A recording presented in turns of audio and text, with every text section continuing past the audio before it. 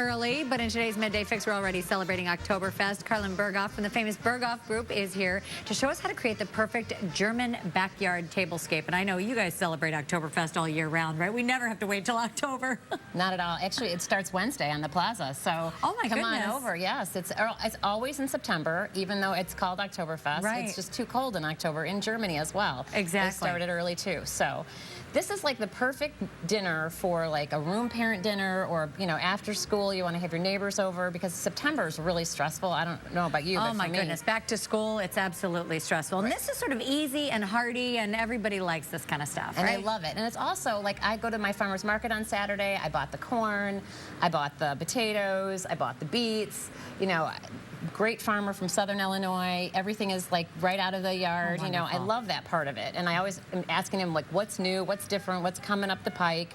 So today we're going to just start with, you make a pretzel. It's a great appetizer for the party to begin. Oh, yes. You can even buy the frozen pretzels in your freezer department and just bake them, and everybody loves like a good soft pretzel, and dip it with mustard. Dip them in some mustard and you're good to go. You're good to go. You can buy some great German cheeses, put out some hunks of cheeses with some grapes. That's another great idea, from just like really ready to go, easy, unpack it, put it out on a table, and it's good. And then we've got some other recipes that are a little more challenging, but still not hard. That beet salad looks delicious, and we're going to do the potatoes now, Potato right? salad. And both of these dishes are the kind of dishes that do great if you make them in advance. So, perfect. Yeah, you can. And actually, the potato salad is better with age. So a couple days sitting in your refrigerator in the vinegar, Absorbs some of those flavors. Absolutely. Excellent. So it's really easy, and it's just the reason I left the potatoes, so you could see there's a mixture of peeling them and using the skin. So it's a little bit of the texture. Oh, nice. And I just boiled them, nothing too hard. And then I also just. Did you use the red potatoes in all?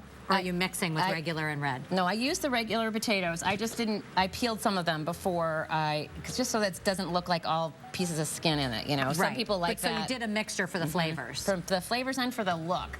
And, you just have to make sure you cook the potato through, otherwise it doesn't continue cooking if you don't. So continue after you've cooked the potatoes and slice them, and don't slice them too thin because it will break up. I was just going to say, wow, you're really slicing pretty good sized pieces there. Right, because it will break up as it as the vinegar breaks down. As it gets mixed and things. Okay.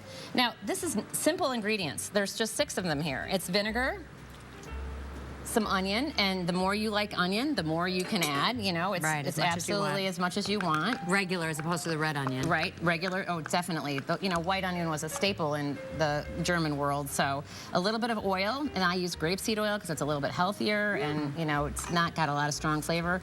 And you do need a little bit of salt and pepper. And this is something that I suggest that you don't completely season until it's had some time to age, because everybody's different with their palates and the salt and pepper that so they maybe like. Right before you're going to serve it, add the salt and pepper. Yeah, exactly. Okay. And then bacon. Now this is an option, but everybody loves bacon. So yeah, I mean, my kids, like, when they smell it, it's like a pound in no time at all. loves dogs. What? There's bacon cooking? Right. That's the only way to wake them up in the weekends. And the easiest way to make the bacon so that it doesn't make a mess is to put it on a sheet pan in your oven and cook it in your oven. And then there's no fat, all over your stove. Just put it on a cookie sheet, but make sure the cookie sheet has edges. Okay. To catch some of the grease. To catch the grease, and you just line it up, and you put it in the oven at 350, and you just kind of got to smell it so that you know when it's done. But it is the best way to cook bacon. And if you're even really make bacon a lot, I buy the parchment paper to put on the sheet pan, and then there's no scrubbing. Oh, my So goodness. it's really great. Thank you. You just taught me something. You made my life easier. Good. Appreciate it. So we're just going to put some bacon in. And as I said, when I looked back at the menus on the restaurant menus, it was hearty stuff. It was potatoes, it was onions, it was celery, it was beets, because nothing lasted or made it to the Midwest at that time. So the farming that was done here stayed here. And it wasn't very exciting, because what's our growing season? Maybe 8 to 10 weeks if we're lucky. Right. So, and this has been on the menu since 1914. In some shape or form, and all of the food still well loved. Still over time. Oh yeah, and gets better over time. And then just to make it look pretty, once you put it in the bowl, you just garnish it with some scallions, because it adds like color and flavor. And adds a nice consistency, a little crunch to it. And you just save them for later, and put them on at the end so that there's a little bit of crunch and it looks nice. And then you're done. Perfect. And that's been marinating for a couple days, and I guarantee you that that would taste better if you tasted that than this, just because of the buildup of the flavors. Right. The other thing I really recommend is using the thigh for the grill. And it saves it in moisture. It doesn't dry out. Perfect. And it's really yummy. Definitely. Excellent. You've got a brownie recipe, and we've got some beet salad here, all on our webpage. Carlyn Berghoff, thank you so much. The 26th annual Berghoff Oktobefest runs September 14th through the 16th at Federal Plaza on the corner of Adams and Dearborn. Admission, of course, is free. If you want times, a list of performers, you can go to berghoff.com for a link. If you want to watch the segment again, see all the celebration, log on to our website, WGNTV.com/midday. Cheers to Oktobefest. Yes. Here.